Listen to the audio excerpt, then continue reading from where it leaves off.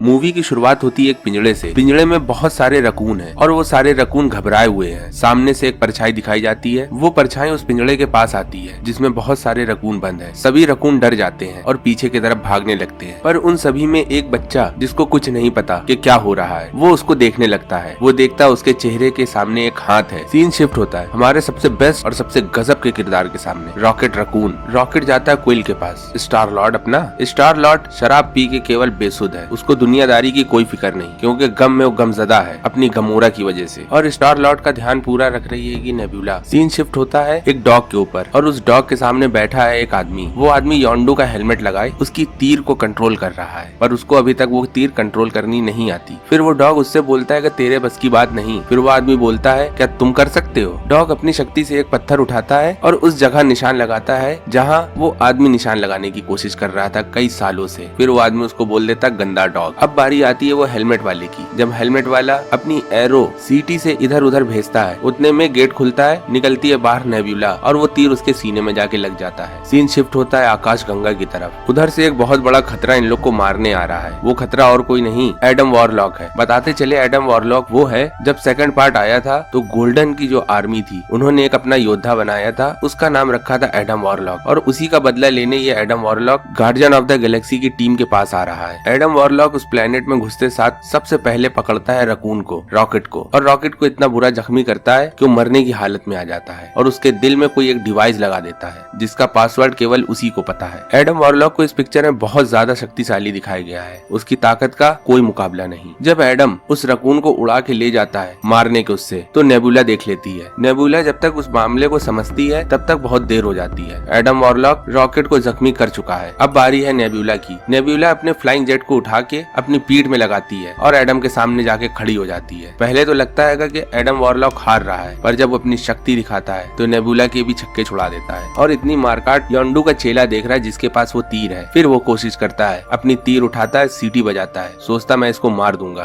पर फिर वो फेल हो जाता है। फिर आती है ग्रूट की बारी। ग्रूट एडम को चारों तरफ से जकड़ के बहुत ज्यादा तकलीफ देता है, पर एडम उससे ज्यादा शक्तिशाली। एडम अपने आप को ब्लास्ट करके ग्रूट को चूर चूर कर देता है। ग्रूट का पूरा धड़ खराब हो जाता है और चितिर भितिर हो जाता है। बस बचता है तो उसका सर जो अभी भी जिंदा है। एडम फिर रॉकेट के पास जाता है और अपनी लेजर बीम से उसके दिल में हमला करता है। रॉकेट पहले से ज्यादा जख्मी हो जाता है और जमीन में पड़ा रहता है। ये देख के मैंटिस को रहा नहीं जाता। मैंटिस उसके ऊपर हमला करती है, पर एडम उसका हाथ तोड़ देता है और उसको किनारे फेंक देता है। उतने में एडम के सर में गोली लगती है। वो पलट के देखता है, सामने से गोली चला रहा है पीटर क्विल। एडम वॉरलॉक जब तक समझता है उतनी ही देर में पीछे से ड्रैक आके उसको पटकता है और बहुत मारता है। और फिर सब दौड़ के रॉकेट के पास जाते उसकी हालत देखने। देखा ये जाता है कि रॉकेट किसी भी समय दम तोड़ सकता है। इस बात को देख के सब घबरा जाते हैं। सीन शिफ्ट होता है नेबुला की तरफ। नेबुला पूरी टूट चुकी है। नेबुला एक रोबोट है, वो अपने आप को सही करती है। सीन शिफ्ट होता है बाहर की तरफ। दिखाया ये जाता है एडम वॉरलॉक और ड्रैक्स अभी भी लड़ रहे हैं। एडम वॉरलॉक अपनी शक्ति से ड्रैक्स के छेद कर देता है सीने में। एडम पूरी तरीके से ड्रैक्स को खत्म करने ड्रैक्स के पास जाता है। जैसे वो खत्म करने जाता है वैसे ही उसके सीने में एक भाला घुसता है। वो भाला और कोई नहीं नेबुला ने मारा है। एडम कहता है बहुत दर्द हुआ और एडम को छोड़ के दोनों लोग रॉकेट को देखने जाते हैं। रॉकेट को काफी चोट लग चुकी है। रॉकेट कभी भी मर सकता है, ये बताते हैं एक दूसरे को। फिर दिखाया ये जाता है एडम वॉरलॉक उसी जख्मी हालत में उड़ के वापस चला जाता है। कहाँ जाता है किसी को नहीं पता। रॉकेट रकून कोमा में जा चुका है और कोमा में वो अपनी पिछली यादें देखता है जिसमें उसको कितना परेशान और कितना एक्सपेरिमेंट किया गया है वो दिखाया गया है। सीन शिफ्ट होता है एडम वॉरलॉक की तरफ। वो किसी की गोद में बैठा है। वो और कोई नहीं गोल्डन परी है। दिखाया ये जाता है कि वो पैदा नहीं सच में बनाई गई है। दरवाजे के सामने से एक आदमी आ रहा है। उसका नाम हाई एवोल्यूशनरी है। हाई एवोल्यूशनरी पूछता है गोल्डन परी से क्या मेरा सब्जेक्ट तुम्हारे पास आया? वो सब्जेक्ट और कोई नहीं रॉकेट रकून को बोल रहा है। इसी वजह से एडम वॉरलॉक को लाने के लिए भेजा था, पर एडम वॉरलॉक असफल रहा। परी फिर से बोलती है मुझको एक मौका फिर से दो, पर एडम वॉरलॉक उससे बदतमीजी करने लगता है परी के बॉस से, हाई एवोल्यूशनरी के साथ। उसको नहीं पता कि ये कौन है, क्योंकि आज ही वो पैदा हुआ है। उसके अंदर बचपना बहुत भरा हुआ है। ये बात सुनकर हाई एवोल्यूशनरी उसके ऊपर गुस्सा करता है और उसको अपनी शक्ति से मारने की कोशिश करता है। पर गोल्डन परी माफी मांगती है, बोलती है माफ कर दो, ये बच्चा है, इसको नहीं पता, मैं कैसे भी करके उस सब्जेक्ट को वापस लाऊंगी। सीन शिफ्ट होता है रॉकेट रकून की तरफ। रॉकेट एक टेबल में पड़ा हुआ है, उसके मुंह में ऑक्सीजन लगा हुआ है। जब नेबुला अपने पूरे डिवाइस से देखती है तो उसको ये पता चलता है कि इसके ऊपर एक पासवर्ड लगा हुआ है। वो पासवर्ड उसके दिल में मशीन है, उसमें यूज होगा। तो पीटर क्विल बोलता है वो पासवर्ड मिलेगा कहाँ। नेबुला बोलती है ये मुझको पता है कि ये पासवर्ड मिलेगा कहाँ, और नेबुला ले जाती है उसको एक डीएनए से बना हुआ ग्रह। वो पूरा ग्रह डीएनए से बना हुआ है और उस ग्रह में 3 लेयर है। उस लेयर को पार करना है। वो जैसे तैसे उस लेयर को पार करते हैं और अंदर जाते हैं। फिर देखते हैं उनके सामने एक इंसान है जो स्पेस में है। वो और कोई नहीं, पीटर क्विल के अंकल होते हैं। उसको वो अंकल बोलता है, पर वो इंसान इनकी शिप हाईजैक कर लेता है। जैसे वो सब अंदर आते हैं तो पीटर क्विल बताता है मैं तुम्हारा ही जैसा हूँ, मैं भी एक रेवेंजर हूँ। रेवेंजर उनको कहा जाता है जो स्पेस में स्पेस शिप लूटते हैं। फिर वो पीटर क्विल को पहचान जाते हैं और बोलते हैं हाँ मैं तुम्हें पहचान गया। फिर पीछे से निकल के आती है गमोरा।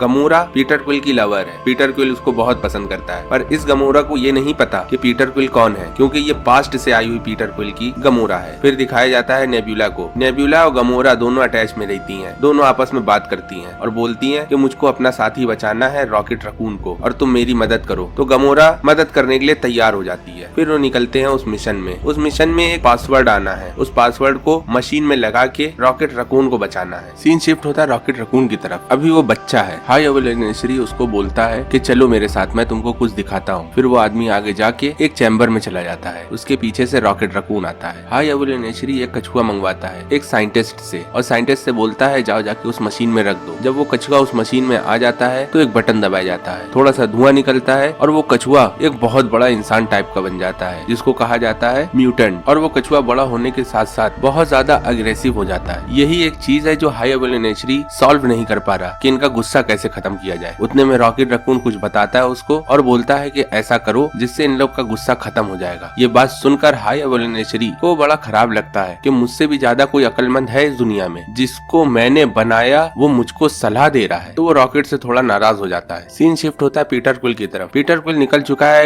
एक मिशन में। वो मिशन है पासवर्ड लाने। उसके साथ पूरी उसकी गार्जियन ऑफ द गैलेक्सी की टीम है। वो डीएनए के बने हुए प्लेनेट के अंदर जाते हैं और एक पासवर्ड चुनते हैं। वो पासवर्ड एक बहुत हाईटेक जगह छुपाया गया है। जैसे तैसे वो पासवर्ड मिलता है उनको और वो पासवर्ड लड़ाई झगड़ा करके अपने शिप में ले जाते हैं। और जैसे वो पासवर्ड रॉकेट के ऊपर अपलोड करते हैं, पता ये चलता है कि पासवर्ड छोड़ के और सब कुछ है, और जितनी फाइलें होती हैं वो सब देख के रोने लगते हैं। नेबुला को बड़ा अफसोस होता है कि मैंने सोचा था कि मेरे साथ बहुत गलत हुआ है, पर नहीं, गलत तो इसके साथ हुआ है, मेरे साथ तो बहुत कम गलत हुआ है। फिर सीन शिफ्ट होता है बेबी रकून के ऊपर। उस पिंजड़े में वो अकेला नहीं है, 4 लोग और हैं। एक खरगोश है जिसको मॉडिफाई करके एक मकड़ी बनाया गया है, एक सील फिश है जिसको मॉडिफाई करके एक पहिया लगाया गया है उसके बदन में, और एक सी क्रेचर और है जिसके हाथ काट के मशीनरी हाथ लगाए गए हैं। वो सब एक सीधे और कायदे के बच्चे होते हैं। वो सब एक दूसरे को दोस्त मानते हैं, पर ये चारों साथ में नहीं, 2 अलग और 2 अलग होते हैं। खरगोश और रॉकेट एक पिंजड़े में होते हैं, दूसरे पिंजड़े में वो सील मछली और सी फिश होती है। ये चारों लोग इस उम्मीद में होते हैं कि जब एक्सपेरिमेंट खत्म हो जाएगा तो हाई एवोल्यूशनरी एक अच्छे प्लेनेट में हम लोग को छोड़ देंगे। फिर सीन शिफ्ट होता है पीटर क्विल की तरफ। पीटर क्विल एक प्लान बना रहा है। उस प्लान में वो पासवर्ड चुराना है। पहले वो जो डिवाइस चुरा के लाए थे उसमें पासवर्ड नहीं था, पर अब वो सोचते हैं कि जिसने वो पासवर्ड डिलीट करा है वो पासवर्ड उसके दिमाग में है। वो और कोई नहीं होता है, वो होता है हाई एवोल्यूशनरी का चेला टकला, जिसके सर में एक मशीन लगी हुई है। उस मशीन में वो पासवर्ड सेफ है, ऐसा पीटर क्विल को लगता है, और वो निकल जाते हैं उस मशीन को चुराने, उसके सर से निकालने के लिए। सीन शिफ्ट होता है बेबी रकून की तरफ। बेबी रकून एक लैब में खड़ा हुआ है और चारों तरफ गार्ड है। हाई एवोल्यूशनरी को ये बिल्कुल भी अच्छा नहीं लगता कोई मुझसे ज्यादा अक्लमंद है और मुझसे ज्यादा समझदार है। तो वो बोलता है कि इस बेबी रकून का दिमाग निकाल के मुझको दो। और फिर वो औरत पूछती है कि जो बाकी 3 लोग हैं उसका क्या करे। वो बोलता है सबको जला के मार दो। ये सब बातें बेबी रकून सुनता है पर कुछ नहीं कर पाता। फिर वो टकला बेबी रकून को उठा के जाके उसके पिंजड़े में बंद कर देता है। पर बेबी रकून एक बहुत माइंडेड जानवर बन चुका है। उसको पता है कैसी परिस्थिति में हमको क्या करना है। वो धीमे धीमे ऐसी चीजें इकट्ठा कर चुका होता है जिससे वो पिंजड़े से बाहर निकल सके। वो सभी पार्ट्स इकट्ठा करके एक मशीन बनाता है जिसको स्क्रैच करने के बाद उसका पिंजड़ा खुल जाता है, और उन लोग को वो बताता है कि हम लोग मरने वाले, हम लोग को यहाँ से भागना पड़ेगा। बेबी रकून बाहर निकलता है पिंजड़े के और अपना बगल वाला पिंजड़े का लॉक खोल देता है। जैसे लॉक खुलता है तो सील फिश बाहर आके उसका गले लगती है और बोलती है चलो हम लोग सब चलते हैं। बेबी रकून को एक गोली की आवाज आती है। वो गोली और किसी को नहीं, उस सी फिश को लगी थी और वो उसी टाइम मर जाती है और उसके सारे दोस्त मारे जाते हैं। ये बेबी रकून को बिल्कुल भी अच्छा नहीं लगता, उसको वो पागल कर देता है। फिर वो बंदूक छिना के कई गार्डों को गोली से मार देता है और हाई एवोल्यूशनरी का पूरा फेस बर्बाद कर देता है। उसका फेस दिखाया तो नहीं गया कितना बर्बाद हुआ। फिर उस जगह से बेबी रकून निकल जाता है एक स्पेसशिप शिप से। सीन शिफ्ट होता है पीटर क्विल की तरफ। पीटर क्विल एक ग्रह के पास जाता है। वो ग्रह पृथ्वी का क्लोन होता है। पीटर क्विल देख के चौंक जाता है, अरे ये पृथ्वी का क्लोन यहाँ कैसे। जैसे तैसे वो अपनी शिप उस जगह उतारता है और वहाँ के लोगों को समझाता है कि मुझे अपने दोस्त को बचाना है। वहाँ के लोग पहले तो लड़ते हैं, बाद में समझ जाते हैं कि हाँ इसको अपने दोस्त को बचाना है और उसको बता देते हैं हाई एवोल्यूशनरी मिलेगा कहाँ। उसका एक बहुत बड़ा स्पेसशिप समुद्र के किनारे पार्क है। सीन शिफ्ट होता है एडम वॉरलॉक की तरफ। एडम वॉरलॉक फिर से आ रहा है सबको मारने और अपने माँ का और हाई एवोल्यूशनरी को गिफ्ट देने। पीटर क्विल और हाई एवोल्यूशनरी की पूरी टीम के साथ बहुत बड़ा फाइट सीन होता है जिसमें बहुत लोग मारे जाते हैं। ये पूरा प्लान पीटर क्विल का होता है और ग्रूट का होता है। ग्रूट और पीटर क्विल दोनों बहुत लोगों को मारते हैं और उस आदमी को किडनैप करके अपने साथ ले जाते हैं। ये बात हाई एवोल्यूशनरी को पसंद नहीं आती और वो तय कर देता है पूरा प्लेनेट मैं खत्म कर दूंगा और फिर वो पूरा प्लेनेट खत्म होने लगता है। दिखाया ये जाता है कि पीटर क्विल और ग्रूट उस आदमी को लेके उस स्पेसशिप से कूद जाते हैं। सीन शिफ्ट होता है ड्रैक, मैंडिस और नेबुला के ऊपर। इन लोग को ये लगता है कि पीटर क्विल और ग्रूट दोनों अभी भी स्पेसशिप में हैं। उनको बचाने के लिए ये तीन उस स्पेसशिप में घुसने की कोशिश करते हैं। सीन शिफ्ट होता है गमोरा की तरफ। गमोरा एडम वॉरलॉक से फाइट कर रही है। जैसे तैसे उस गमोरा ने एडम वॉरलॉक को बेहोश कर दिया। पीटर क्विल गमोरा से कहता है स्पेसशिप यहाँ लाओ। गमोरा को स्पेसशिप अभी चलानी नहीं आती। क्रैश फ्लाइंग करते हुए जैसे तैसे पीटर क्विल के पास पहुँचती है, पर ग्रूट और वो इंसान जिसको वो किडनैप करने गए थे और पीटर क्विल, तीनों लोग में 2 लोग बचे। वो इंसान मर चुका है जिसकी वो मशीन निकाल ली है। पीटर क्विल अपनी चाकू से उस मशीन को सर से निकाल लेता है और देखता है एक शिप उड़ती हुई है उसके पास आ रही है। करीब आके वो शिप रुकती है। वो शिप और कोई नहीं गमोरा चला रही और फिर वो सब अपनी स्पेसशिप में आते हैं। देखते हैं कि ड्रैक्स है, ना ही नेबुला है और ना ही मैंडिस है। जब वॉकी टॉकी में बात होती है तो पता ये चलता है कि तीनों लोग उस स्पेसशिप में हैं जो अभी ब्लास्ट होने जा रही है। सीन शिफ्ट होता है ड्रैक्स की तरफ। ड्रैक्स वो दरवाजा तोड़ चुका है। दरवाजा टूटने के बाद पता ये चलता है उस स्पेसशिप में बहुत सारे बच्चे हैं और वो बच्चे अपनी लैंग्वेज में ही कुछ बोल रहे हैं जो इनको नहीं आती। सीन शिफ्ट होता है पीटर क्विल की तरफ। पीटर क्विल उस मशीन को ले जाकर रॉकेट रकून के सिस्टम में लगाता है और पासवर्ड क्रैक होता है। पासवर्ड क्रैक होने के बाद रॉकेट रकून उड़ जाता है। रॉकेट रकून पूछता है ड्रैक्स लोग कहाँ हैं। ड्रैक्स, नेबुला और मैंडिस तीनों सेफ हैं उस स्पेसशिप में, पर स्पेसशिप में बहुत सारे बच्चे हैं, उनको भी बचाना है। वो स्पेसशिप ब्लास्ट होने जा रही है। फिर भाई जलवा शुरू होता है रॉकेट रकून का। रॉकेट रकून अपनी स्पेसशिप उठा के उस बड़ी स्पेसशिप की तरफ निकलता है। पीटर क्विल अपने वॉकी टॉकी से एक मैसेज बोलता है कि आ जाओ, हमें पूरे प्लेनेट के साइज का एक स्पेसशिप मिला है जिसमें बहुत सारे बच्चे हैं, उन बच्चों को बचाना है। और वो स्पेसशिप जो अभी ब्लास्ट होने जा रहा है वो स्पेस की तरफ भाग रहा है। वो स्पेसशिप नहीं, एक कटा हुआ सर होता है जिसमें पूरा देश बसा हुआ है। वो कटे हुए सर को उस स्पेसशिप में ज्वाइन कर देते हैं और उन बच्चों को बचा लिया जाता है। सीन शिफ्ट होता है रॉकेट रकून की तरफ। रॉकेट रकून को अपने दोस्त और वो जगह याद आ जाती है जहाँ वो कैद था। जैसे वो जगह पहुँचता है देखता है उसी पिंजड़े में बहुत सारे रकून भी कैद हैं। उन बच्चों को तसल्ली दे के उनको सबको पिंजड़े से बाहर निकाल के अपनी पीठ में लाद लेता है और जाने लगता है। फिर देखता है बहुत सारे जानवर उस पिंजड़ों में हैं जो पिंजड़े अगल बगल रखे हुए हैं। वो सोचता है मैं सबको निकाल लूंगा। पलट के जब देखता है सामने से हाई एवोल्यूशनरी दौड़ता हुआ रॉकेट रकून की तरफ आता है और बोलता है मुझे तेरा दिमाग चाहिए। फिर एक फाइट होती है रॉकेट रकून और हाई एवोल्यूशनरी के साथ। दिखाया ये जाता है कि पीटर क्विल, ड्रैक्स, गमोरा,